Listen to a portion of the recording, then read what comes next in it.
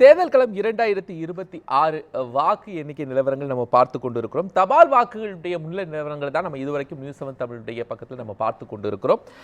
வாக்கு எண்ணிக்கையினுடைய மின்னணு வாக்கு எண்ணிக்கை இயந்திரத்தின் மூலமாக பெறக்கூடிய வாக்குகள், அந்த முதல் சுற்று வாக்குகளுடைய முன்னிலை நிலவரத்தை நம்ம இனிதான் தொடர்ந்து பார்க்க இருக்கிறோம். இதுவரைக்கும் நம்ம செந்தில் பாலாஜி மற்றும் இனிகோ இருதயராஜ் போன்றவர்களுடைய வாக்கு எண்ணிக்கை முன்னிலை நிலவரங்கள்லாம் தபால் வாக்குகளுடைய முன்னிலை நிலவரங்களாக தான் நம்ம அறியப்பட்டோம். கோவை தெற்கு தொகுதியில் போட்டியிடக்கூடிய திமுக வேட்பாளர் செந்தில் பாலாஜி முன்னிலை தபால் வாக்குகள் எண்ணப்படக்கூடிய அந்த சூழல்ல முதல் சுற்று இவிஎம் மிஷின் மூலமாக, மின்னணு இயந்திரம் மூலமாக நம்ம வாக்குகளை முதல் சுற்று எண்ணக்கூடிய அந்த முடிவுகள்லாம் நம்ம அடுத்து தான் பார்க்க இருக்கிறோம். அந்த நிலவரங்கள் நம்ம கோவையிலிருந்து செய்தியாளர் பிரசாந்த் இணைந்திருக்கிறாங்க.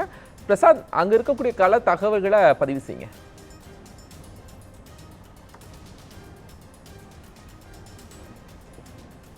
கோபால், கோவையை பொறுத்தளவிற்கு கோவை 10 சட்டமன்ற தொகுதிகளை உள்ளடக்கி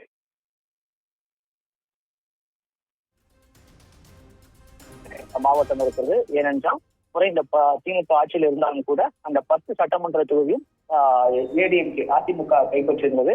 இந்த நிலையில தீவிரமாக திமுக மற்றும் இதர கட்சிகளும் சரி, அதே போல மீண்டும் அந்த 10 தொகுதியை தக்க வைப்பதற்காக அதிமுகவும் பல்வேறு வடிவுகளில் களப்பணியாற்றிருந்தாங்க.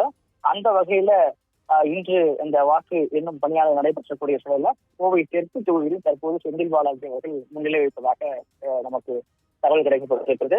தற்போது தபால் வாக்குகள் கிட்டத்தட்ட கோவை தெற்குல 1582 வாக்குகள் பதிவாயிருக்கிறது. அது 4 ரிஜெக்ட் செய்யப்பட்டிருக்கிறது.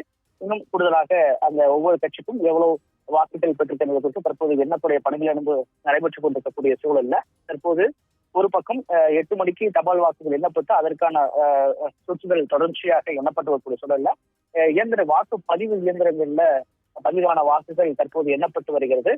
குறிப்பாக இந்த பதிவான வாக்கு இயந்திரங்களும் பதிவான வாக்குல தற்போது செந்தில் பாலாஜி அவர்கள் முன்னிலை வைப்பதற்கான இருப்பதாக தகவல் கிடைக்கப்பட்டு தற்போது எண்ணும் பணியாக நடைபெற்றிருக்கிறது.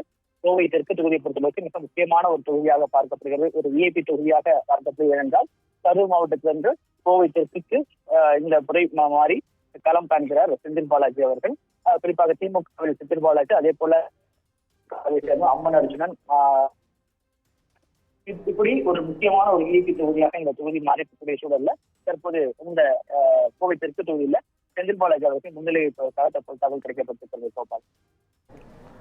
பிரசாந்த், உங்களுடைய தகவல்களுக்கு நன்றி.